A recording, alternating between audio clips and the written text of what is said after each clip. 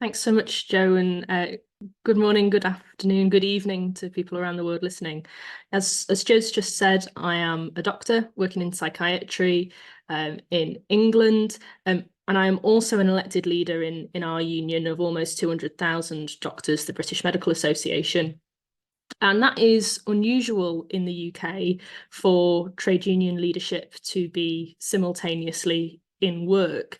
And I think that's pretty crucial to some of the ideas that Phil and Nigel were talking about before, about intelligence, about workers self-organising. I think it's a really key element of the way that our campaign has been run by workers themselves.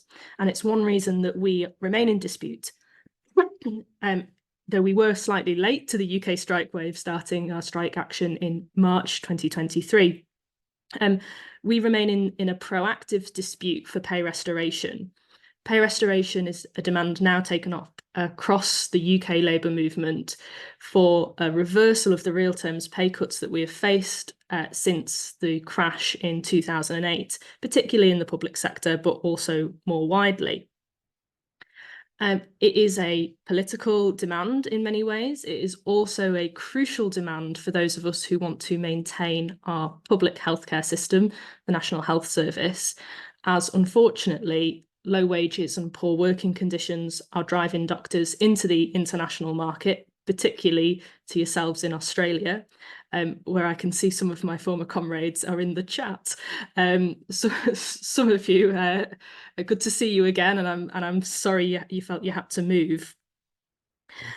That shift, that development into a proactive demand away from the more defensive campaigns that our union has run in the past has led to us gaining 40,000 members, increasing our density amongst junior doctors or residents, as you might call them, around the world. Our density is now about 90%.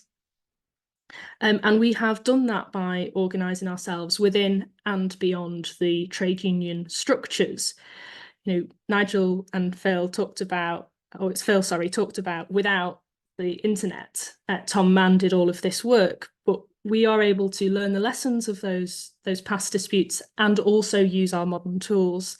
I have contact immediately through my phone with thousands of other members, and we do that by disseminated power. Reps take responsibility for large groups of members that they can contact immediately and feed in information and feed out information and mutually organise peer-to-peer. We've also made other very significant changes new to our union, though not to the wider labour movement. For example, for the first time ever, we have a strike fund, and we often receive donations in Australian dollars from our colleagues who have moved out, and indeed others. We are lucky enough that our workforce is international. Over 25% of doctors in the UK have immigrated to the UK from somewhere else in the world, predominantly India, Pakistan, West Africa. And we learn a great deal from those individuals, from the movements and the labour traditions that they bring to us. And we have developed increasingly our international medical graduate system to learn from those who have come from India, who know about the general strike in India, from Kenya, from Nigeria. And those lessons both allow us to better represent those members who are in the UK now on the various issues that are crucial to them, particularly the racist Home Office system. But they also allow us to learn from the struggles elsewhere in the world. We take very, very seriously our international work in the BMA, and it would be remiss of me not to mention the doctors who are currently practicing in extreme conditions in Gaza and the difficulties that they are facing, but also the doctors on strike in South Korea, who, for a lack of workforce planning and the strike that has led from that, are now facing arrests, raids, and strikes to threats to strike them from the medical register so that they can never work again. And the responses of governments both in South Korea, but also around the world, to the shift back to organising, the shift to workers' power, particularly amongst medical workers, but by no means only amongst medical workers, is an indication of the struggle that we face when we are attempting to regain power, to shift that dial, to create that workers' control.